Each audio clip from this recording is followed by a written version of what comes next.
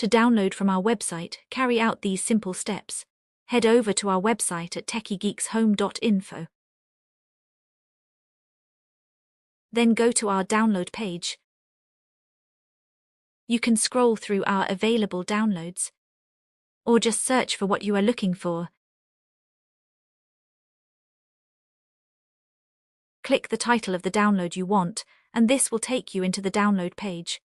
Scroll down a little and you will see the download button. Click the download button and this will take you to the SourceForge project page, and the download will begin after the 5-second countdown.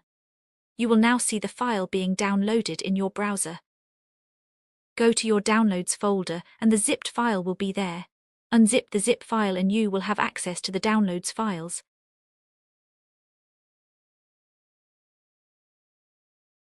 Depending on the download, you can now run the setup to install the program or run directly from the extracted folder.